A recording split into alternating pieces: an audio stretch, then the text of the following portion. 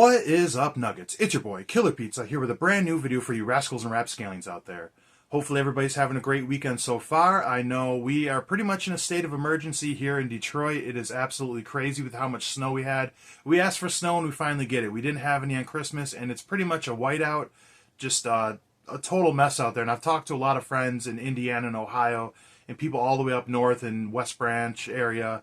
And it is crazy up there as well. You know, winds up to 50 miles per hour today. So as long as the power stays on, it is a good day to watch some horror movies. So with that being said, I was originally going to do my Severin Films Black Friday unboxing. My movies were supposed to be here Friday, but due to the weather, they are late, which is crazy. I never thought I would have a package arrive later than Vinegar Syndrome, but it is what it is.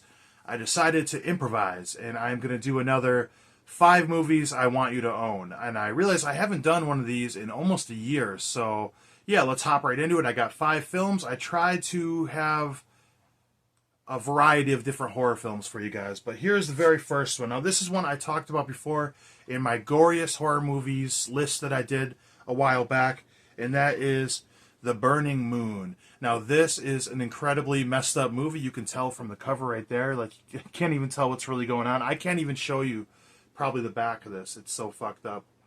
Actually, I could, but I'm not gonna. I want you guys to check out this movie. This is a German movie from Olaf Itterbach.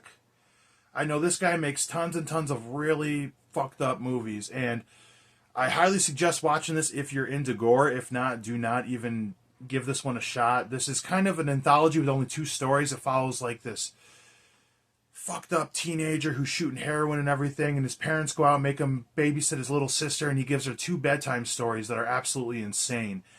And like I said, if you're into gore, this is one for you. This is some of the most violent shit you'll ever see in a movie.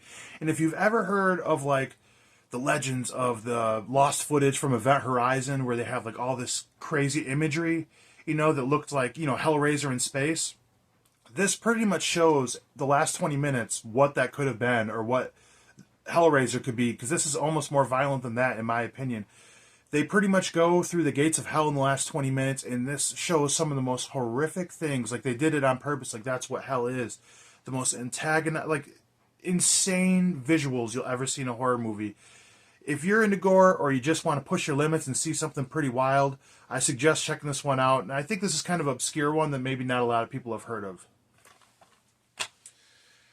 All right, and next up, we have Ginger Snaps from the year 2000. Now, I have just the regular Scream Factory Edition, but this is the trilogy. I seen a video from Planet CHH where he had the trilogy.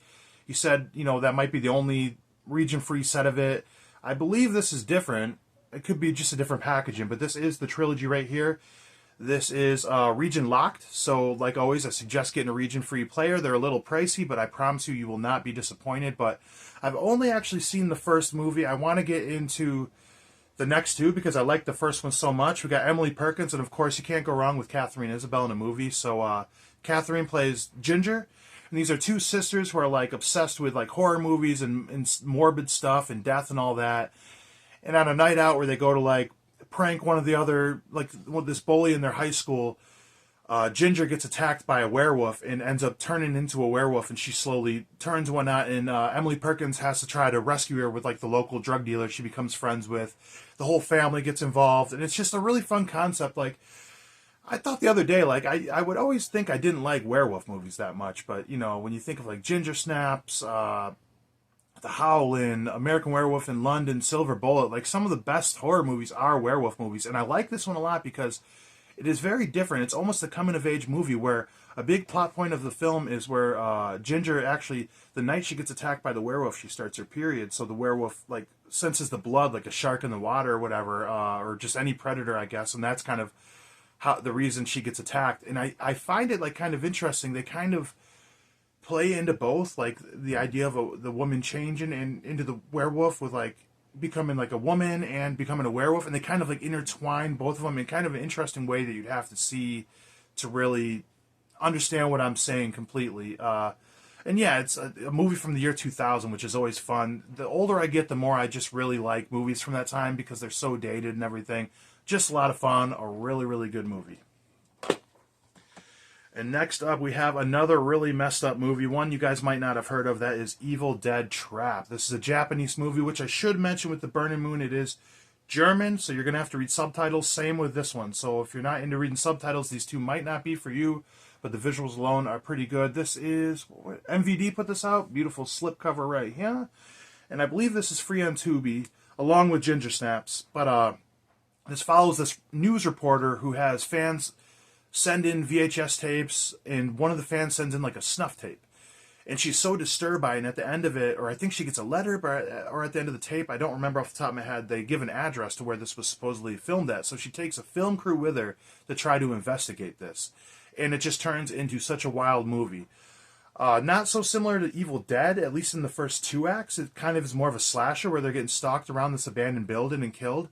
But then the final act is one of the most absurd and wild, messed up endings of a movie. Like, I can't even put it into words how strange this shit is. All I can say is it's Japanese horror, and that will give you a hint on how fucking weird it is. But I highly suggest checking it out. This has some really creative kills. There's one kill in particular. It's like a trick kill where you think it's going to happen once. I don't want to give too much away. You think it's going to happen, but it doesn't. And then it happens later. It involves a tripwire and a machete. So that alone, I suggest checking this out. I have the sequel as well. I haven't watched it yet. I work late, so every time I go to put it in, I'm like, I don't feel like reading this late at night and whatnot. But anyways, let me take this back. Like I said, I wanted to have a variety of movies. Let's take this something a little more lighthearted, a little more fun, and that is Summer of '84. I absolutely love this film. I really wish, before I bought this basic copy, I could have gotten that 4K through Vinegar Syndrome, which is absolutely beautiful. But I love this movie. It's about this little kid who's obsessed with like true crime and investigations and stuff like that. And then a bunch of kids go missing in the neighborhood, and him and his friends go looking for the killer. He's like really excited about this. Is the most exciting thing to happen in our neighborhood in years, to go after the serial killer. And it's kind of a whodunit. There's a big mystery involved on who the killer actually is. But the thing I think you guys will like most about this movie is if you're a fan of like Stranger Things or even like The Goonies or, any kind of like kid adventure movie where, the kids are on a damn adventure. I mean, this is kind of the same tone. It reminds me a lot of Stranger Things with the soundtrack and the kids. And it's just very, very enjoyable. And once again, has a very awesome ending that you don't see coming. It really tricks you. They really are good at pulling you both ways. And I'm kind of jaded sometimes to mysteries in movies. I think I know it all. And they had me a little bit on this one. Overall, this one was just a lot of fun. And it really does capture the 80s in this film. Like, it really feels like a movie in the 80s for a more modern movie that was made. I love this movie. Check it out. And the last one I'm going to say, I always like to throw one of my absolute favorites in this list. This is one I mentioned is in my top 10 favorite horror movies of all time, and that is Tom Savini's 1990 remake of Night of the Living Dead. I can't say enough of this movie. I absolutely love it. I actually, unpopular opinion at times, prefer it over the original. This has Tony Todd in it. The entire cast is amazing.